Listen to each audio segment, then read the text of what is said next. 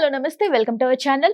ఈ రోజు political update తెలుసుకుందాం. ప్రస్తుతం మనతో పాటు ప్రముఖ సీనియర్ జర్నలిస్ట్, రాజకీయ విశ్లేషకులు దుర్గా వడ్లమాని గారు నాతో పాటు ఉన్నారు. మేడంతో మాట్లాడదాం. నమస్తే మేడం. నమస్తే అండి. మేడం, దివంగత ముఖ్యమంత్రి, తమిళనాడు ముఖ్యమంత్రి జయలలిత గారు నివసించినటువంటి ఐకానిక్ భవనం ఏదైతే ఉందో వేదా నిలయం అనేది జప్తుకి అంటే 13 కోట్లు బకాయిలు ఉన్నాయంటూ ప్రచారం చేస్తున్నారు. సో దాని గురించి ఒక్కసారి అసలు జయలలిత విషయం మనం తీసుకుంటే కనుక అయితే ఆవిడ ఆవిడ టెన్యూర్ తీసుకుంటే ఆవిడ శాసించింది తమిళనాడుని. మంత్రులు కూడా గడగడలాడేవాళ్ళు. అటువంటి జయలలిత ఈవెన్ కేంద్రాన్ని కూడా ఆవిడ శాసించగలిగింది.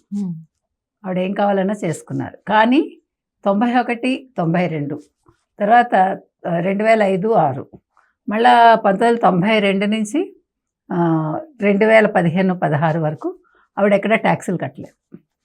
ఒక ముఖ్యమంత్రిగా పనిచేసిన వ్యక్తి ట్యాక్సులు కట్టకపోవడం అనేది అంటే ఇక్కడ మీకు శశికళ పెత్తనం బాగా కనిపిస్తుంది. అవును. అయితే ఇవాళ 13.95 కోట్లు కట్టాలి అంటే ఆ పీరియడ్ నుంచి తీసుకున్నారు వాళ్ళు. ఆ పీరియడ్లో కట్టాలి. అయితే ఇది ఇప్పుడు ఎవరు కట్టాలంటే జయలలిత అన్నగారు జయరామ్ అని ఎవరైతే ఉన్నారో వాళ్ళ పిల్లలు దీపక్ వాళ్ళు కట్టాలి. ఎందుకంటే కోర్టు వాళ్ళకి హక్కు ఇచ్చింది. అంటే వేద నిలయం, కొడనాడు ఎస్టేటు, తర్వాత ఆవిడ డిపాజిట్స్ను, తర్వాత మిగిలిన ఆవిడ ఆస్తిపాస్తులు ఏవైతే బాగా బంగారం అవన్నీ ఉన్నాయి ఆవిడకి, అవన్నింటికి కూడా వీళ్ళని చట్టబద్ధంగా వీళ్ళ వారసులను ప్రకటించింది. యాక్చువల్గా శశికళ చాలా ట్రై చేశారు వేద నిలయాన్ని ఆవిడ సొంతం చేసుకోవాలని. ఎందుకంటే ఆవిడ కెరీర్ మొత్తం అక్కడే నడిచింది జయలలితతోటి. కానీ అది జరగలేదు. ఇప్పుడు మరి వీళ్ళు వేలం వేస్తామంటున్నారు. వీళ్ళు ఆల్రెడీ గతంలో 2025లోనే 2025 ఆగస్టులో అనుకుంటా దీపావళు కోర్టుకు వెళ్ళారు.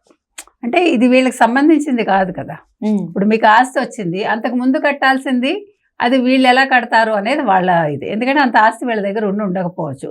ఇంకా కేసు పూర్తిగా తేలలేదు. ఇప్పుడు జయలలిత ఆస్తులకు సంబంధించి ఇంకా అది కోర్టులో కేసు ఉంది. సో వీటన్నిటి నేపథ్యంలో మధ్యలో ఇంకోటి ఏం జరిగిందంటే డిఎంకే హయాంలో అసలు వేద నిలయాల్లో కొంత భాగాన్ని ముఖ్యమంత్రి ఆఫీస్గా చేయాలనుకున్నారు. వేద నిలయాన్ని ఒక స్మారక భవనంగా మార్చాలనుకున్నారు.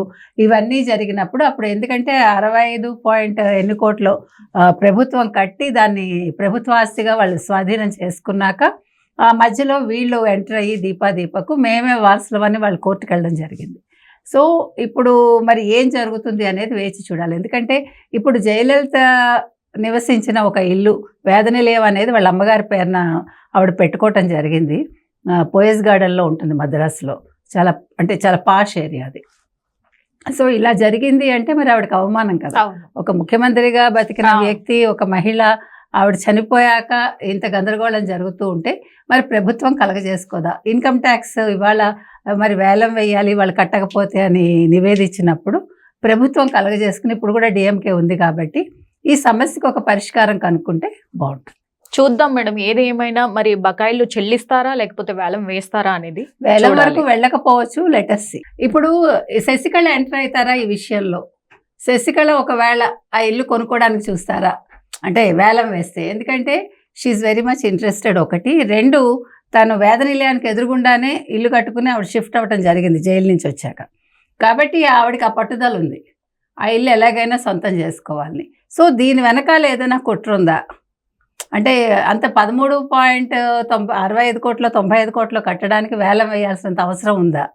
ఒక 300 కోట్లు 400 కోట్ల బిల్డింగు, ఇది కూడా ఆలోచించాలండి. దీని మీద కూడా డిఎంకే ప్రభుత్వం దృష్టి సారించాలని మనం చెప్తున్నాం. Thank you madam. Thank you.